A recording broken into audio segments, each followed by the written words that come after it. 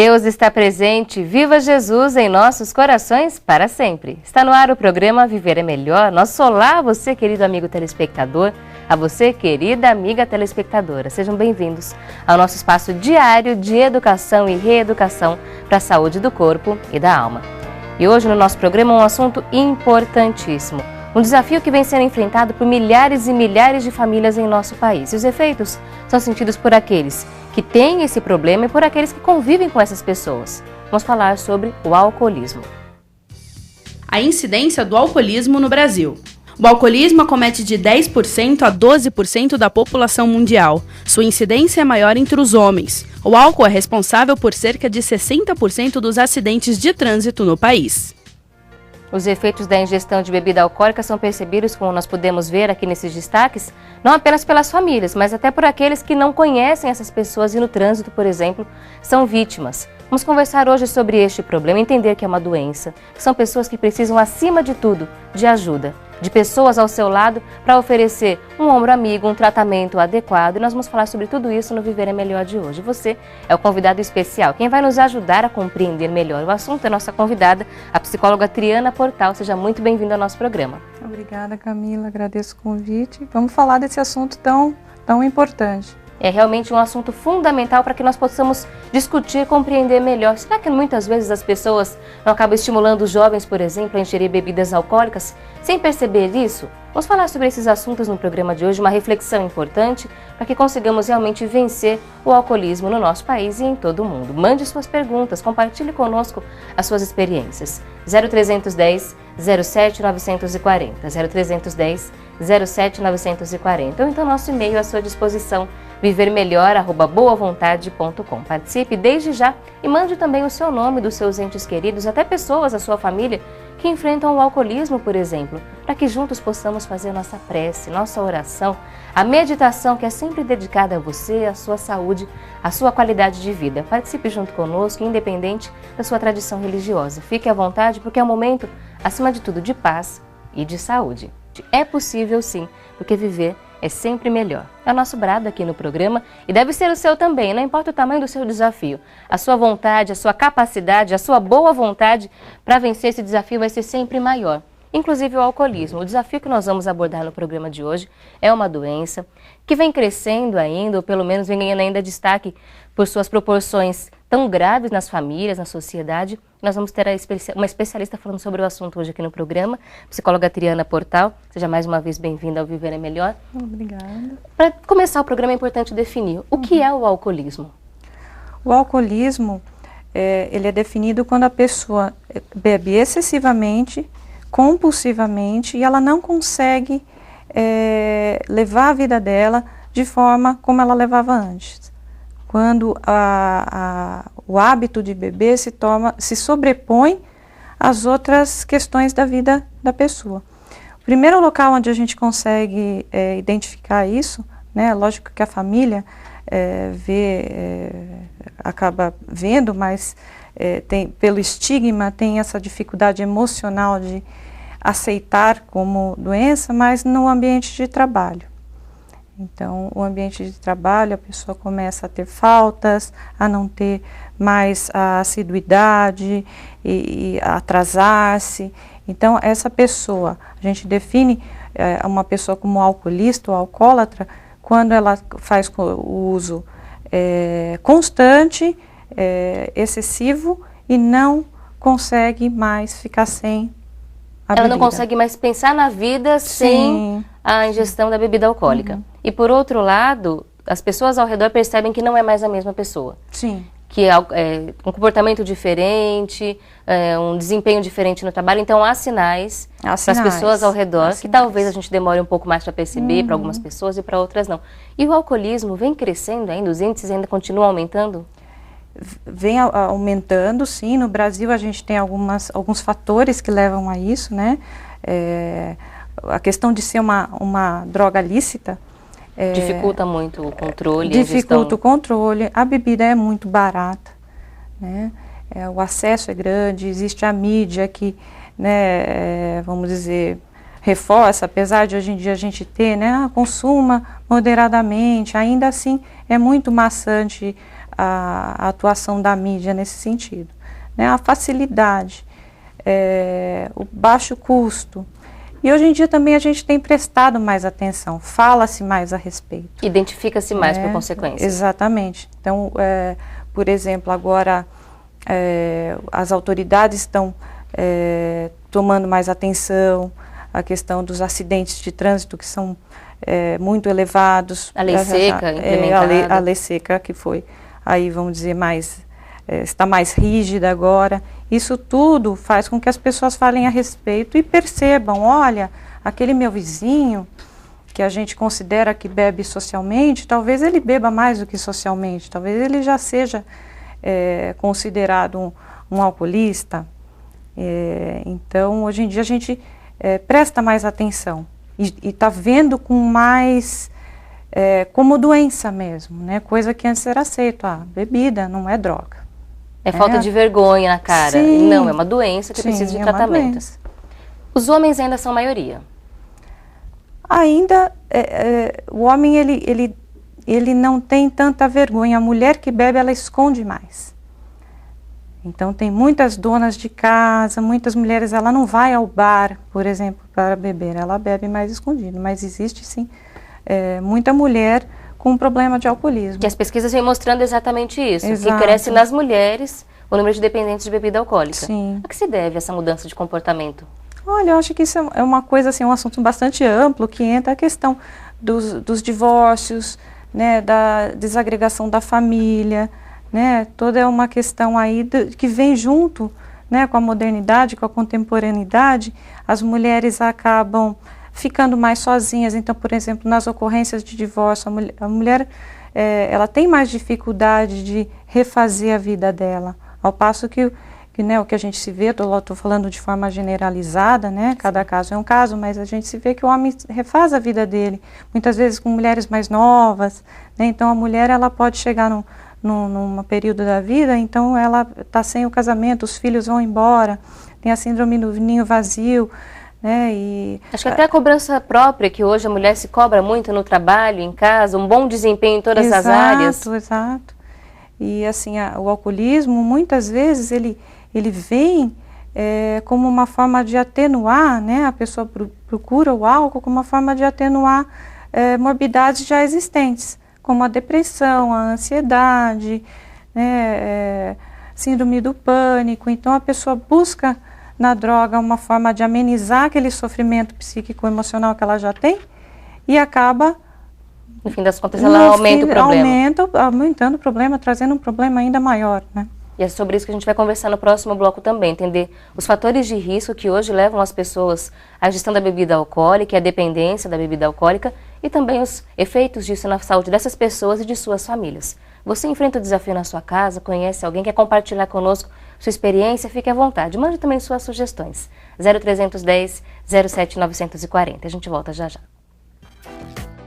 Viver é melhor sempre, é o nosso brado diário aqui na Boa Vontade TV, porque estamos sempre dispostos a lutar pela vida. Os desafios aparecem, os problemas também, o corpo muda, nem sempre é o mesmo desempenho de antes, mas o que importa é que nós estamos sempre prontos a aprender mais, a fazer escolhas mais saudáveis e todo dia é dia de renovar nosso destino, como afirma o criador deste programa, o jornalista Paiva Neto. Por isso, se você fez alguma coisa que não é assim tão certa até hoje, não tem problema, mude hoje, amanhã, sempre há tempo de recomeçar. E vale a pena, vale mesmo, viu?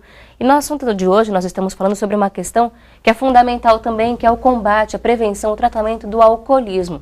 Uma doença que atinge muitas famílias no nosso país, homens, mulheres, jovens, idosos. Em todas as faixas etárias encontramos pessoas que sofrem com esta doença e precisamos oferecer apoio, tratamento, para também prevenir o problema. Vamos continuar falando sobre isso no programa de hoje. A gente começa agora este bloco destacando os fatores de risco.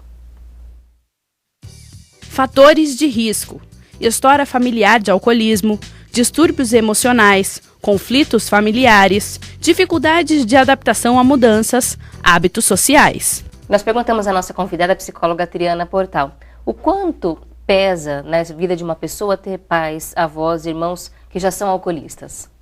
Olha, os estudos, né, o que a gente tem na literatura e o que a gente vê na prática é que tem uma forte influência, né? A genética tem uma forte influência, tanto que estudos americanos dizem né, que gêmeos univitelinos, eles têm mais chances de desenvolver alcoolismo do que bivitelinos. A questão, assim, uma criança adotada por uma família não alcoolista, ela tem mais propensão a desenvolver alcoolismo, mesmo não tendo a questão do modelo aprendido pela família, né? A família criada por uma família não alcoolista, mas ela já carrega na genética dela uma inclinação, uma predisposição.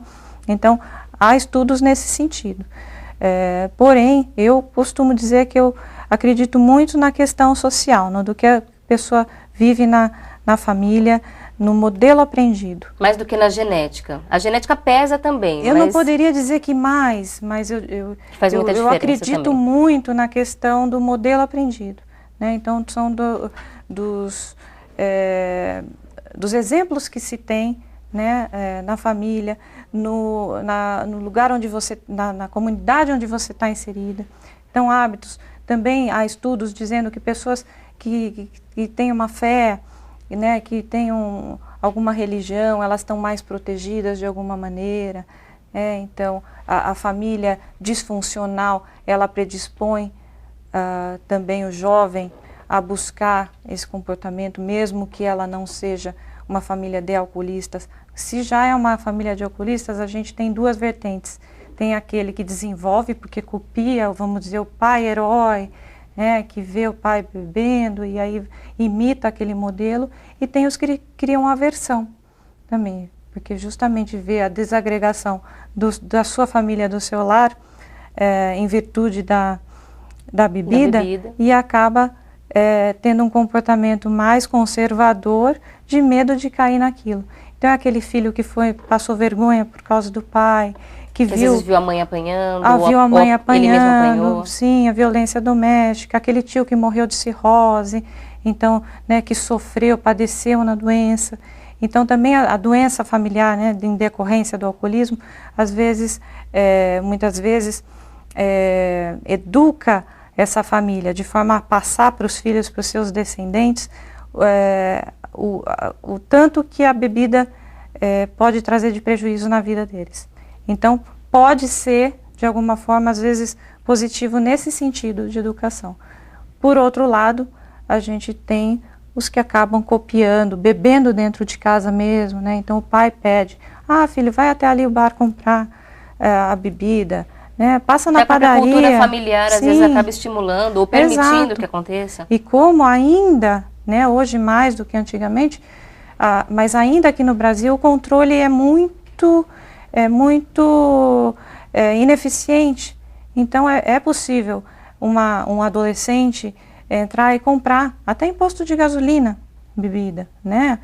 Poucos estabelecimentos pedem realmente, olha, você é menor de idade, cadê o documento?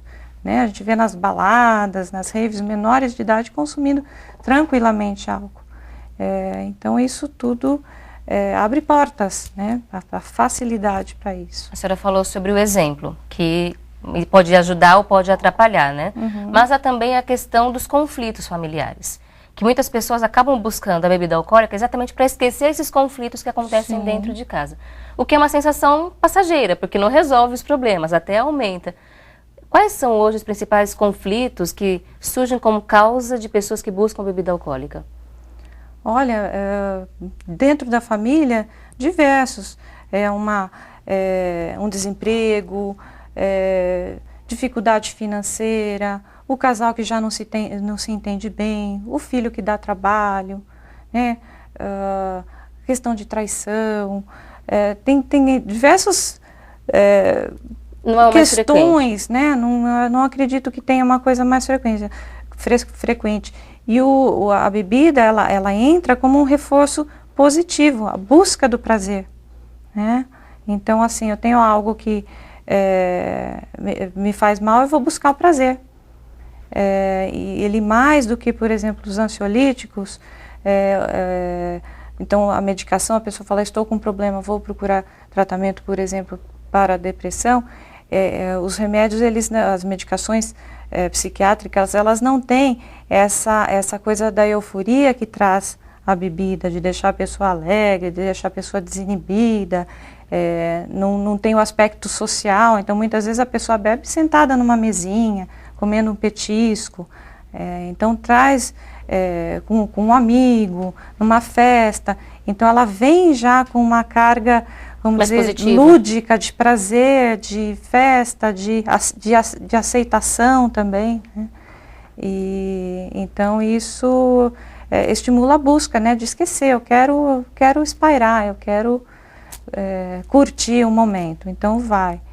E aí, com o passar do tempo, quando a pessoa fica já dependente, os sintomas da retirada da bebida são um reforçamento negativo. Então é ruim. Então, para eu não ter que sentir os sintomas, né, colaterais da falta da bebida, então eu vou beber de novo. E acaba se tornando, então, uma dependência, porque sim, a pessoa, quando fica sem, se sente tão mal, porque o problema continua existindo, sim, sim. O problema não desapareceu exatamente, de um dia para o outro. E ela ainda tem sintomas os efeitos físicos. A bebida alcoólica, muitos especialistas já disseram isso aqui no programa, que, apesar de ser vendida, também pode ser considerada uma droga. Sim. De que forma que ela age no nosso organismo, especialmente na parte do cérebro, na parte emocional? Então, no cérebro, ela age, né, apesar de ser uma droga depressora, né, então, uma minoria, vamos dizer assim, tem efeito de sonolência e efeito de sedação. Essas pessoas são mais, vamos dizer, protegidas de se tornarem dependentes. Agora, as pessoas que têm a prevalência, que é a maioria das pessoas que tem essa coisa de ficar mais solto, tem mais coragem para falar as coisas. Tem mais coragem, perde a vergonha, a pessoa se sente, né, uma anestesia, uma alegria. Então, tem esses sintomas físicos, né? As questões psicológicas não tem tanta timidez, isso proporciona prazer. E o que a gente podia dizer? De desagregador, de ruim dessa parte, são os lapsos. A memória vai ficando prejudicada, né? A pessoa ela começa a se acidentar, né? Então aparece com um cortezinho aqui, leva um tropeção, cai, bate o carro, não sabe onde bater, os blackouts. E isso não precisa estar num estágio tão avançado, porque dependendo do organismo, a pessoa ela fica, vamos dizer, bêbada mais rápido que outras, né?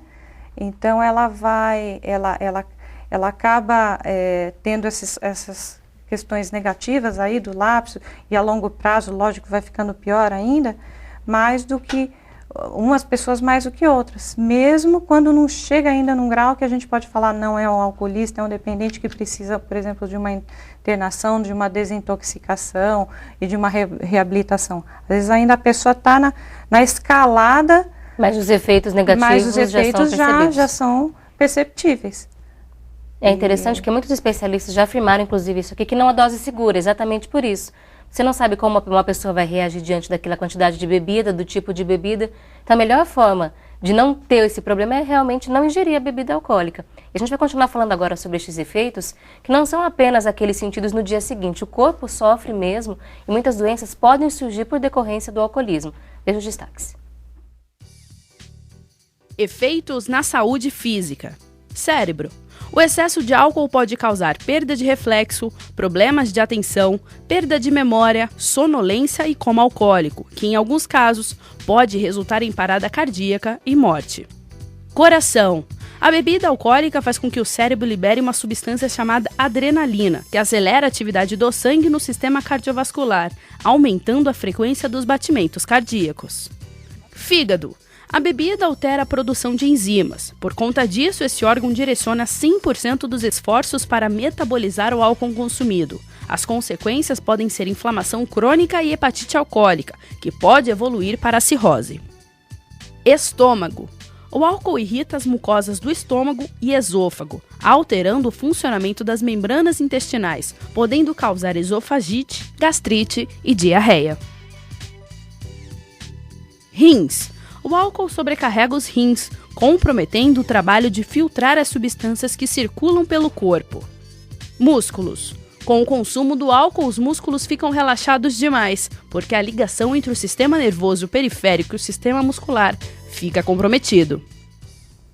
As consequências realmente são muitas. Nós comprometemos a nossa saúde e a nossa vida por conta de uma bebida que não vai aliviar os nossos problemas, eles continuarão existindo e muitos outros podem aparecer a partir desse momento. A pessoa que ingere bebida alcoólica demora a perceber que o corpo dela está passando por essas situações, por esses desafios? Ou geralmente quem é que está do lado que acaba percebendo mesmo?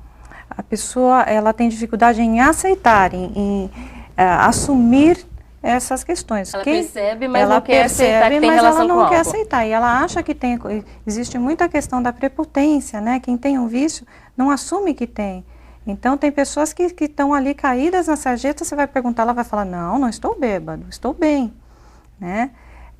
Então, as pessoas que estão ao redor, elas passam a perceber, essa pessoa ela vai ficando desleixada com a aparência, né? Ela tem dificuldade para acordar no dia seguinte, quando ela acorda com aquela ressaca, né? Então, muitas pessoas até, por exemplo, o homem, né, que já faz uma ingestão há algum tempo, ele não consegue fazer a barba se ele não tomar a bebida. Aí ele toma a bebida para se livrar dos tremores, por exemplo, e aí fica bêbado, e aí vai para o trabalho, o reflexo já não é o mesmo. Então, vai desencadeando uma série de sintomas, né? E a família não tem como não perceber.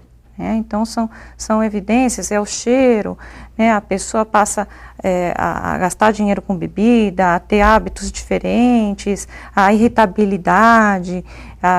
Muita gente, quando bebe, tem assim, uma atitude beligerante, então arruma encrenca, fica agressivo, né? Explosões. Então, isso tudo não tem como passar desapercebido. O que eu falei é que a família muitas vezes não quer ver. Então, o chefe, uma família que não é uma família direta, então é a família do cônjuge, por exemplo, o vizinho, que consegue ter uma distância emocional, essa pessoa pode apontar melhor.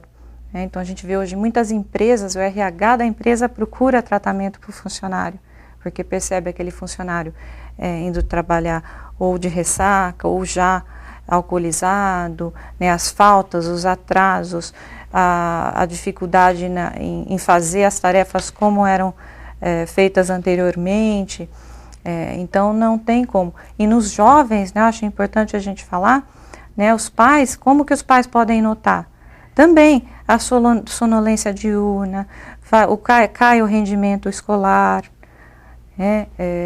os amigos, né, muda o ciclo de amizades para pessoas, né, às vezes não quer mostrar para a família, porque sabe que a família vai perceber que naquele grupinho, né, existe o uso de álcool ou de drogas, né, esse adolescente ele fica mais arisco, ele se distancia da família, fica agressivo, não aceita, né, então se vai falar a respeito ele fica agressivo, então isso todos são questões para a família ver. Mas como há o estigma, nenhuma mãe quer dizer que o seu filho está com um problema, né, ou seu marido, né, ou sua esposa, né, no caso de uma mulher é muito difícil ainda, né,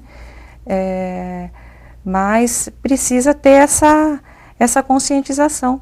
E muitas vezes eu falo, às vezes a família que precisa procurar primeiro o profissional, para depois, né, saber como abordar essa pessoa, esse familiar, né, o futuro paciente, para poder conseguir fazer que essa pessoa tenha tomada de consciência. Porque é muito difícil, sem a tomada de consciência, essa pessoa buscar tratamento, porque o tratamento ele exige dedicação, força de vontade, muita força de vontade. Uma das coisas do alcoolismo é o craving, né, uma palavra em inglês que a gente não tem uma definição tão boa em português, mas é aquela ânsia, aquela compulsão, aquela vontade da ingestão em busca do prazer.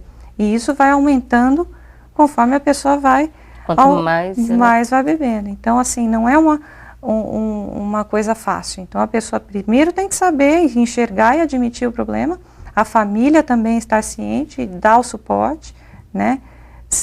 Mas o suporte pensando nisso como uma doença e não como uma pessoa assim, brigando pessoa, né? Não adianta ir em cima e chamar de como uma doença moral, vagabundice ou sem vergonhice, o que foi, que no passado já foi mais... um preconceito maior. Sim, um preconceito. Então, assim, a compreensão e a ajuda de coração, né, da família é importante para começar qualquer mudança aí no rumo, na reengenharia da vida dessa pessoa. É porque a gente percebe que há efeitos físicos, como os que já foram citados, há os efeitos emocionais, há os efeitos familiares, a família sofre muito quando tem alguém na família enfrentando esse problema, há os efeitos sociais, porque no trabalho se sente falta, na faculdade, na escola. Então é importante que todos unidos busquem tratamento. No próximo bloco vamos começar a falar um pouco mais sobre isso. Como reconhecer essa pessoa que precisa de ajuda? Como abordá-la? E como fazer o tratamento adequado para que ela consiga realmente se livrar dessa dependência? São assuntos que abordaremos ainda hoje aqui no Viver é Melhor. Por isso, permaneça na nossa audiência. O nosso objetivo aqui no programa Viver é Melhor é encontrar soluções para os nossos problemas. O povo anda à procura de soluções. Desafios todo mundo enfrenta. O importante é que nós estejamos sempre prontos a trabalhar ainda mais, perseverar ainda mais, para realmente conseguir vencer os desafios. Na área da saúde, é essencial ter perseverança, continuar batalhando. Para vencer o alcoolismo, então, é fundamental que a família esteja unida, a sociedade colabore, porque é um desafio que traz consequências para todo mundo. Então, todo mundo junto também tem que ajudar a buscar a solução. Nós estamos falando sobre isso hoje com a psicóloga Triana Portal, que permanece conosco aqui no Viver é Melhor. E para pensar então em solução agora, vamos retomar o assunto pensando em como reconhecer uma pessoa que é dependente da bebida alcoólica. Sinais de dependência. Sentir necessidade de consumir bebidas alcoólicas em qualquer horário. Incapacidade para controlar o desejo e a quantidade consumida. Apresentar sinais da síndrome de abstinência. Abandono das atividades diárias. Persistência no uso da substância apesar das consequências nocivas apresentadas. Esses sintomas, eles aparecem todos na mesma pessoa ou cada um se apresenta de uma forma? Olha, ela normalmente se apresenta, todos os sintomas se apresentam na pessoa. Alguns menos, outros mais, dependendo do organismo e do estágio em que a pessoa está, porém a gente pode perceber. Gostaria de destacar a questão das mentiras, né, que começam a acontecer de forma a dissimular, a esconder da família e das pessoas que estão ao redor o que vem acontecendo, né, quando a pessoa ainda não teve algo que a gente fala da tomada de consciência. Então, apesar de todos existem os sintomas físicos, sintomas sociais, eu falei, a pessoa às vezes já está sem emprego, mas ela tenta mascarar. Ela finge que saiu para trabalhar. Exato. Uma coisa interessante que acontece também, a perda gradativa de memória, então a pessoa procura preencher essas lacunas com histórias que ela cria. Então ela tem esses lapsos de memória e ela cria, vai fabulando, né? Cria histórias para entrar no lugar do que está faltando ali, já na questão do funcionamento mesmo cerebral, mental da pessoa. A longo prazo, né, que a pessoa ela vai, por exemplo, ela perde o emprego ou ela já não consegue, se ela era um bom vendedor ou tinha uma atividade um profissional liberal, ele já não tem mais aquele status que ele tinha, ele já não tem mais aquele trabalho, ele já não desenvolve daquela maneira e ele começa a viver do passado. Então quando eu era o dono quando eu tinha a minha loja, há 10 anos atrás, né, eu isso e aquilo, porque eu entendo muito de decoração, porque esse é o meu métier. Mas a pessoa já está longe daquilo, aquilo já foi, já deixou de ser, porque ela já está dentro da doença há muito tempo. E muita gente demora assim anos para buscar tratamento. E mesmo quando, como é uma doença, como eu disse, difícil, né, de você sair dela, é um processo longo, né, exige uma força interior muito grande, o suporte da família, muitas vezes o tratamento é caro, então as famílias não procuram, apesar de não ter, vamos dizer, desculpa para isso, porque hoje a gente tem atendimento de todos os tipos, né? Então se a pessoa não tem condições de pagar uma clínica de reabilitação particular, ela pode procurar, né, o sistema público, que a gente talvez não seja tão bom quanto aquilo, mas existe e pode ser eficiente, né? Se a pessoa realmente quiser se tratar, ela pode procurar, seja o AA, os postos de saúde, enfim, existem soluções, né? Mas muitas vezes a pessoa vai se boicotando e não quer. E tem pessoas que entram, tem recidivas e assim, são várias as internações, passam anos, né, assim, coisa de 30, a gente pode dizer, 30, 40 internações, e a pessoa volta para casa, e ela volta, ela não tem, assim, tem gente que fala até que o bebedor por opção, né, porque ele fica um tempo lá, ele passa pela reabilitação, pela desintoxicação, a hora que ele tem acesso de novo, ele volta ao vício, né? Então, assim, a desintoxicação, ela tem que vir com uma reabilitação muito bem feita, de uma tomada de consciência, de mudança de padrões, de força de vontade, né? E seguir, né? O tratamento não é curto, é muito longo. Então, né, tem pessoas que depois levam por uma vida os encontros do AA, por exemplo, né, que tem sua eficácia em mais de 50% dos casos, não é uma coisa que a gente pode dizer 100%, mas tem um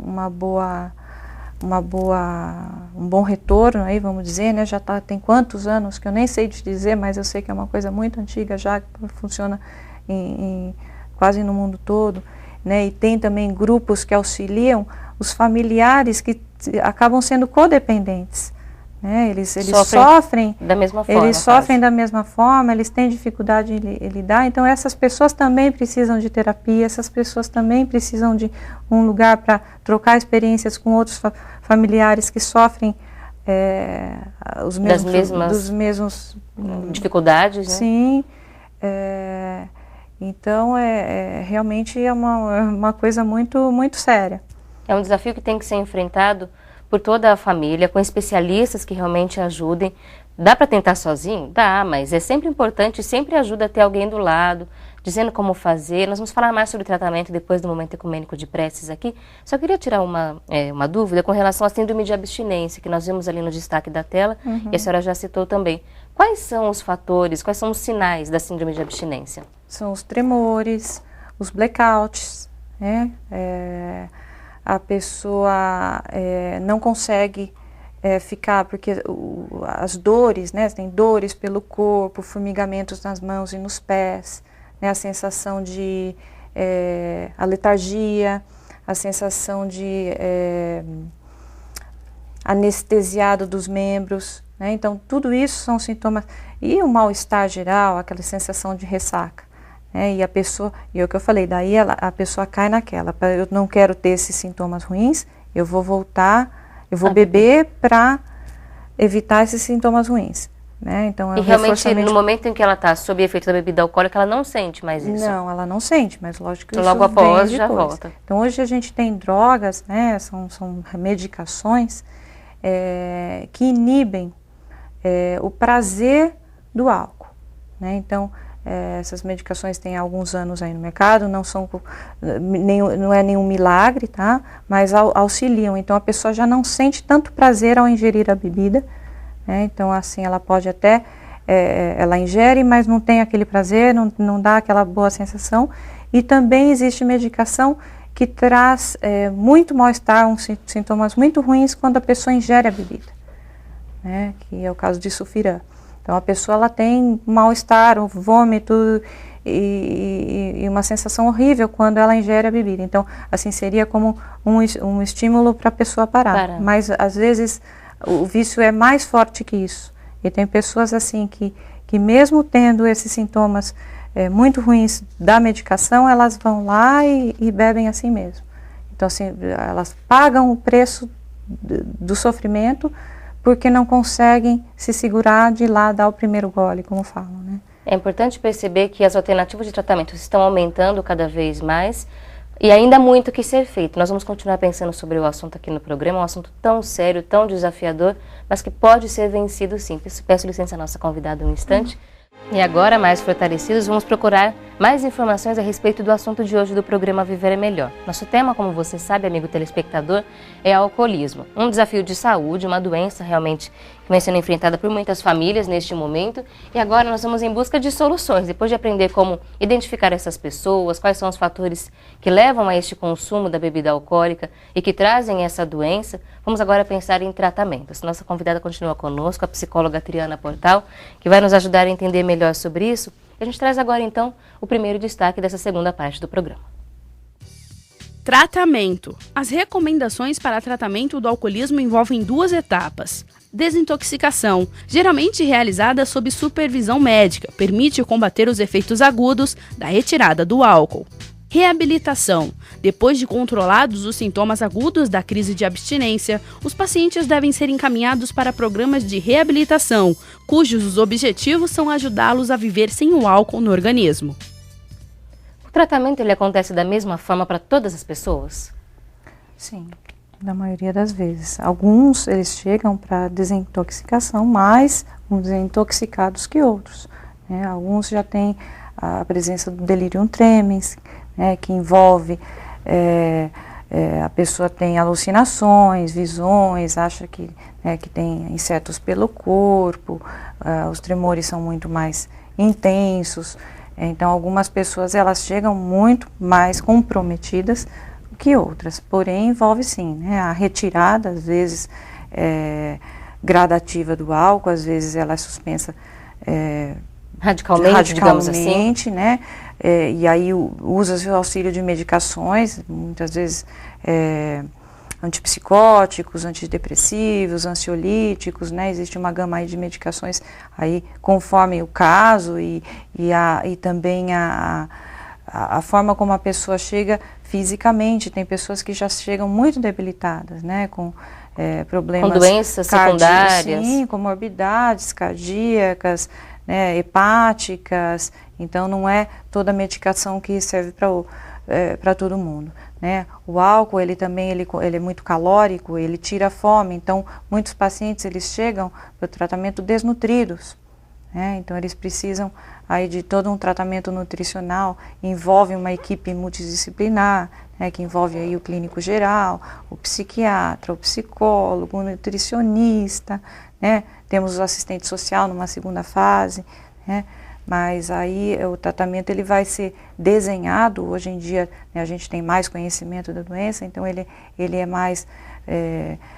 mais customizado para cada paciente do que era antigamente, que era antipsicótico, a coisa era um pouquinho, vamos dizer, mais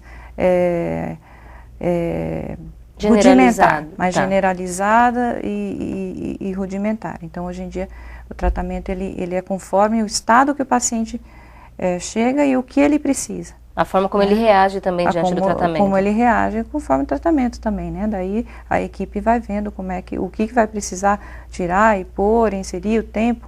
Então isso muda. Algumas pessoas precisam de mais tempo para desintoxicação que outras, né? E a parte importante, né, da reabilitação, que aí, como a gente já tinha falado, aí sim é um longo período de reaprendizado, né, que a pessoa vai ter que se conscientizar. Muitas vezes a terapia faz essa busca interior, né, o que me levou a isso? Tem o meu histórico genético, eu tenho problemas familiares, existe uma depressão pré-existente, ou a depressão ela é pós o uso, porque também o uso da bebida traz desagregação na vida de uma forma geral. Então ela pode trazer doenças secundárias, como elas podem ser pré-existentes. Então a pessoa vai avaliar tudo isso e tentar o tratamento posterior. E ela vai ter que saber que na vida diária dela ela vai estar bombardeada de situações que vão tentá-la a recaída, né, a retomada do vício, né? Então hoje em dia a gente vê até em festinha de criança, né? Então não tem como a pessoa ter uma vida social sem que ela veja a televisão, é uma festinha, um churrasco, uma festa familiar. Ela não precisa necessariamente frequentar o bar dos amigos alcoólatras, mas ela vai estar ali, né? O familiar não vai deixar, né, de, por exemplo, tomar um copo de cerveja numa situação social, porque ele está ali. Talvez a família faça até esse esforço, mas ele tem outras situações. Então ele vai ter que ter uma força interior muito grande, né? Aderir ao tratamento. Eu falei, muitos não aderem, eu não quero tomar medicação, né? Então, como eu falei, então a medicação tira o prazer pela bebida, a pessoa suspende o tratamento, né? Então aí tem que realmente ser muito religioso, muito ortodoxo no tratamento, ser muito... Tem que se dedicar realmente. Dedicado, é possível a cura, mas a pessoa sempre fica predisposta. Então, assim, pode, é uma vigilância que vai acontecer para o resto da vida. Pode passar 10 anos, se a pessoa tomar um copo, ela pode recair ao vício. É importante perceber, então, que o tratamento ele é possível de ser realizado. Hoje, há cada vez mais lugares para fazer isso, sim, mas que a pessoa tem que realmente estar interessada e a família tem que colaborar também. Quando a família ajuda, o efeito é melhor? O resultado é melhor? Sim. Quando tem pessoas ali ajudando, eu falei, né, tem empresas que tem esse suporte, né, um RH, um psicólogo na empresa e dá toda essa assistência, a probabilidade é maior. Mas o alcoolismo é uma doença que tem um alto índice de retomada, de reincidência, de retomada ao vício. Essa pessoa, por exemplo, deveria evitar um lugar que ela sabe que lá vai ter bebida alcoólica? Se pudesse... Se puder evitar, é bom, sim. Se ela tem a coisa do craving que eu falei, né,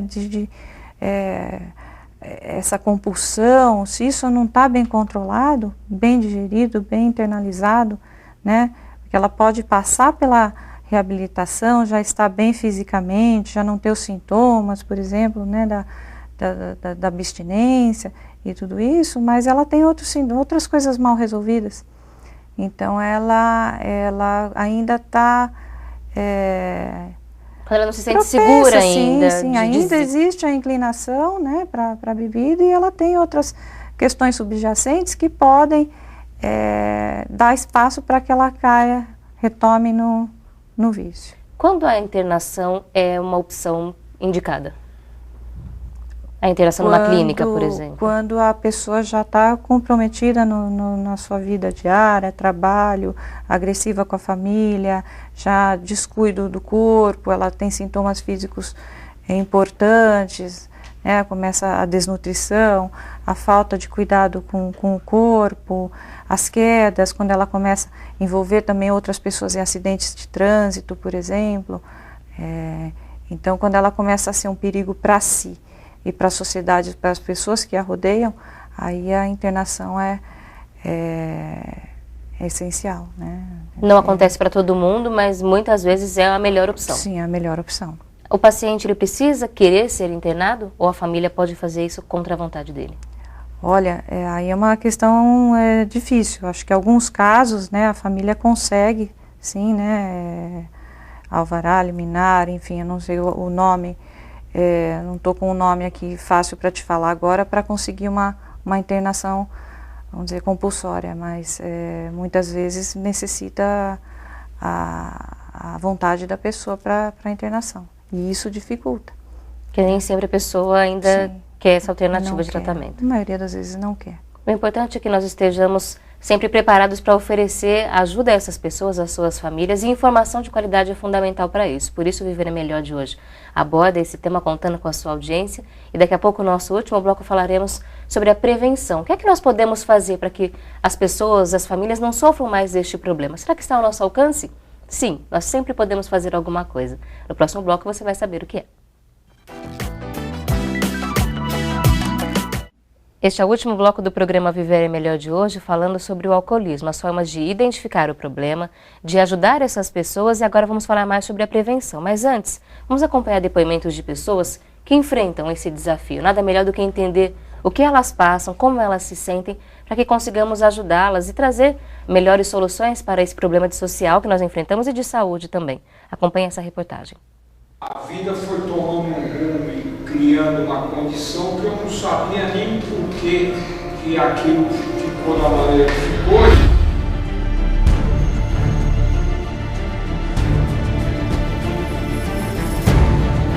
Uma companheira que chegou para mim e falou: você precisa de ajuda. Só que você tem que ter humildade para pedir ajuda. E eu tive essa humildade de pedir ajuda. Foi quando ela me trouxe aqui.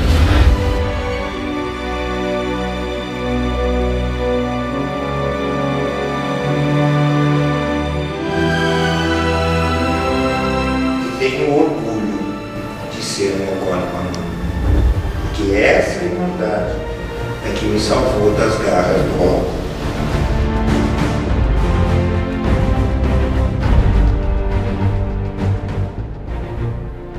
Enquanto todas as outras pessoas voltam para suas casas, após um dia inteiro de trabalho e estudos, eles se encontram para agradecer por mais 24 horas de vida, de firmeza e sobriedade. Alcoólicos Anônimos é uma irmandade de homens e mulheres que compartilham forças e esperanças. Esse grupo de Alcoólicos Anônimos, na zona leste da capital paulista, autorizou que nossa equipe mostrasse uma reunião em que todos assumem seus temores e buscam juntos a solução para vencer.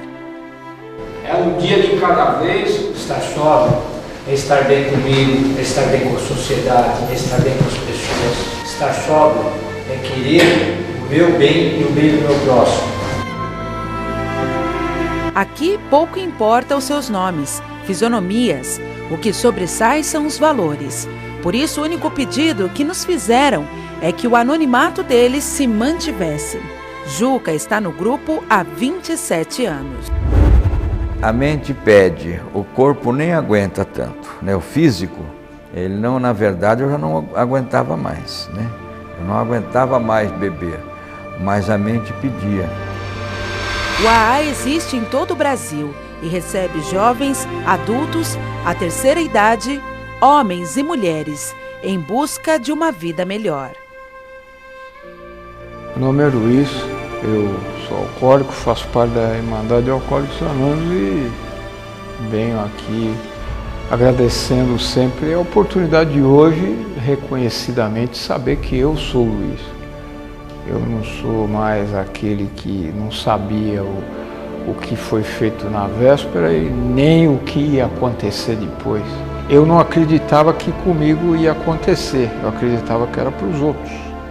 Então é sempre o outro, eu sei. A bebida sendo cada vez mais utilizada e sendo no formato da necessidade, quanto mais tem, mais o organismo pede, porque aí é a caracterização da triplicidade da doença, que é mental, orgânica, emocional, e o comportamento vai mudando. Os encontros acontecem praticamente todos os dias e não tem um coordenador e uma programação determinada, mas as lições chegam a todo momento. Uma reabilitação do corpo, da alma e do coração. É uma doença, como o companheiro citou, é uma doença espiritual, é uma doença física e de fim fatal. E foi quando eu cheguei ao médico, aos 46 anos, 30 anos de bebida, com a minha mãe do lado. Ele falou assim, isso eu nunca vou esquecer, ele falou, você não vai chegar nos 50 anos. É difícil, cara. Porque lógico, você vivia socialmente, porque beber às 6 horas da manhã, qual é a diferença? Não há diferença nenhuma. Só que aí você já vai percebendo que você já está bebendo 8, 10, 12 doses por dia. José Luiz e os outros estavam sem rumo e praticamente entregues ao destino, quando conseguiram a chance de recomeçar. Mas não estariam aqui se tivessem evitado o que muitos fazem sem pensar nas consequências. Inclusive, a programação de Alcoólicos Anônimos, ela coloca como primordial o primeiro gole que tem que ser evitado. Porque a partir do momento que o primeiro gole é colocado em prática, o restante é só o complemento. Desencadeia o processo da doença tomar conta. E, consequentemente, hoje eu tenho certeza absoluta, como nós estamos aqui, que eu não tendo feito o que eu fiz, eu não estaria mais aqui. Todos os dias, eles comemoram a vida e agradecem por ter resistido por mais 24 horas. Hoje eles percebem que precisam apenas de verdadeiros amigos, bons sentimentos e sobriedade para comemorar. Este se tornou o ritual diário deste grupo, o ritual de celebração à verdadeira vida.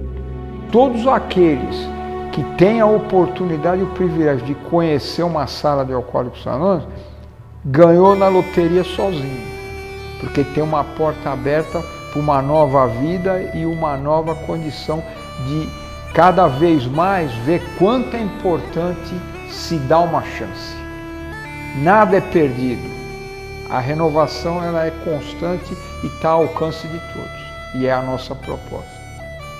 Todo alcoólico que ele quiser, só depende dele. Desejo a todos mais 24 horas de serena sobriedade, muita paz e muito amor.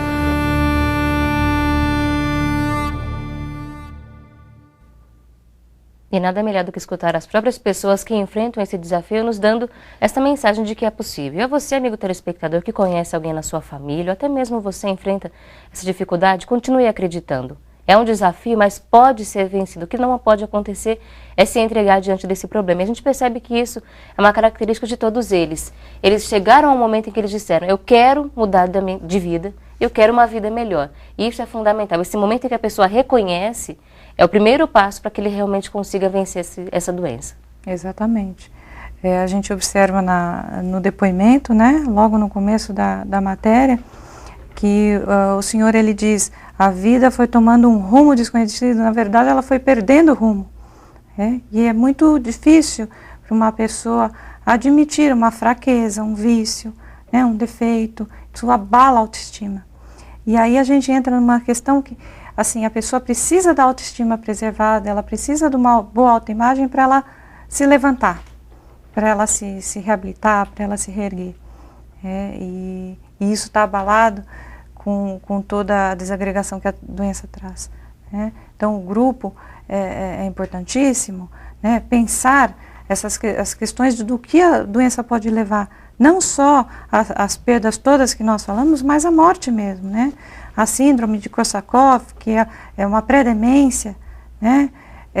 Há uma demência, aos cânceres, né? A pessoa o alcoolista, ele é mais predisposto ao câncer, né? Então a pessoa, hoje em dia a gente tem uma sobrevida muito maior, né? A gente tem melhores condições de vida, de medicação, de tratamentos, porém a pessoa ela acaba abreviando a vida dela, né, por conta da doença, né, porque os sintomas são de toda ordem, né, então principalmente os hepáticos, né, a questão da cirrose, tudo isso. Então a pessoa perde toda a qualidade de vida quando não perde a vida totalmente. E é por isso que a gente tem que pensar sempre como um desafio a ser enfrentado e ser vencido em sociedade. E como a gente sempre fala que no Viver é Melhor, pensar na prevenção. Será que é possível? O que pode ser feito? Veja os destaques. Prevenção. Apesar de ser socialmente aceito, o álcool cria um grau de dependência bastante nocivo para o organismo e a vida social do dependente. Por isso, a importância da prevenção do alcoolismo. Quais são os fatores hoje que são apontados pelos especialistas como questões que podem ser colocadas em prática para fazer a prevenção do consumo de bebida alcoólica? A pessoa tem que avaliar, né, a sua predisposição, né? Então, se tem alcoolista na família, se tem um histórico familiar, orientar os filhos, né?